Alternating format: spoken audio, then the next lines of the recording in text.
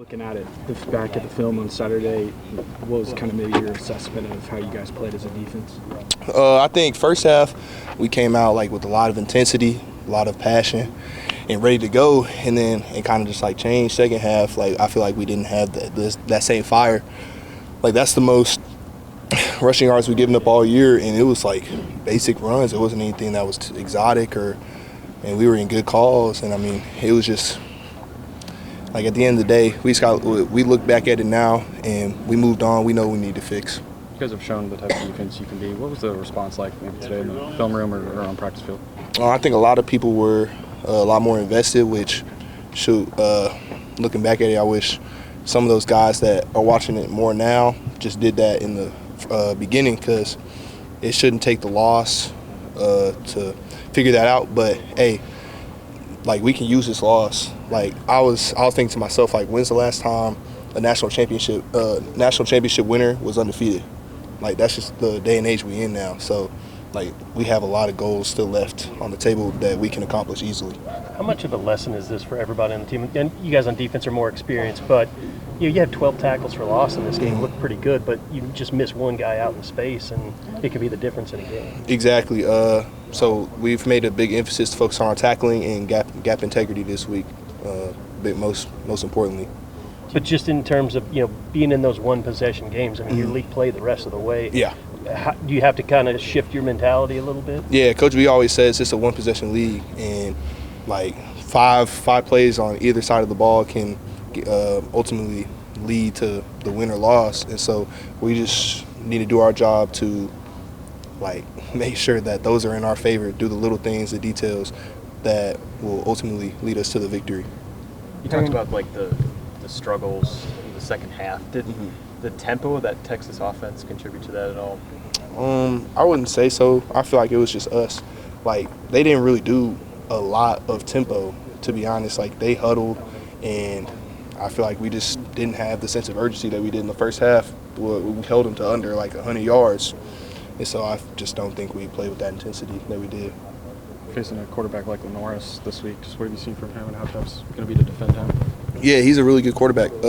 Like he had all the preseason praise and stuff, and we know he's capable of. And I think we got the right pieces, right game plan to really rattle him after watching some of the games. And they're honestly a really good team. Like we played them last year. It's not a revenge game by any means, but it's just another game on our schedule, and we're trying to go 1-0 on the week.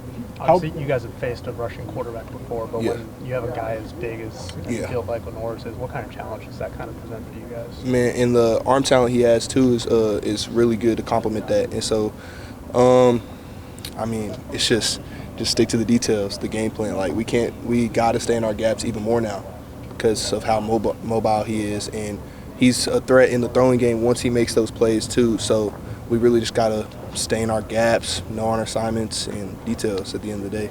How helpful is it that you guys just played Arch Manning, a bigger quarterback that can run, and now playing a guy like Sellers? It exposed us. There was a couple times where we were in a man car or whatever it was, and he got outside the pocket, extended the plays. And so against a guy like Lenoris, who can maybe like he started all last year, so he has that confidence built up to launch it 60 yards down the field instead. And so, I mean, it exposed us in a good way. How much does Eli look like he's close to 100% after seeing him against that? Yeah, he played almost the whole game, and he said that foot felt fine. So he had the aches and stuff, obviously, from tackling and all that. But I think he is in a very good space physically, and I think he's pretty healthy. And for you specifically, where do you think you need to improve after that game? I could work on my reading, running, pass keys of the offensive tackle. I feel like I was way too hesitant with how much they have deep passing routes and play action and stuff that I was like a little late in some run fits. And then I could say my tackling as well. Yeah, those are two areas that I'm really trying to focus on this week. Hey, Peyton, what was kind of the message at halftime from Coach B? Well, I mean, there wasn't really too much of a message. We were just watching the plays that we let up in the first half, and so I mean, we were like, there wasn't really too much to say. We let up a big run and some other little things, and we're like, we need to keep the pedal on hold on, my bad, trying to think of it, pedal to the metal, yeah, and just keep going, like 0-0 mindset. And he honestly said, like, today, like, we came into that locker room like we were down or something, and I don't know what it was, but I felt that. Do you think maybe the interception before halftime maybe started some of that, maybe? Well, I mean, yeah, like, I don't think that's the main thing. I feel like we should be able to brush that off for sure. If we let that kind of play depict our emotions when it didn't do like anything. It did, like, it took off points a little bit, but I mean, like, at the end of the day, we still went up into half. So I mean, like, you live and you learn, and so I feel like we should have. If that was a reason, we can't let that happen again. What's it been like in the locker room towards John Mateer? I mean, a guy that really pushed hard to get back for this game and to kind of take it on himself, you know, the disappointment of it. Have you guys tried to lift him up at all? Yeah, like, he knows that it's all love. Like, we're always there for him because at the end of the day, no one played their best game and a lot of people played their worst game.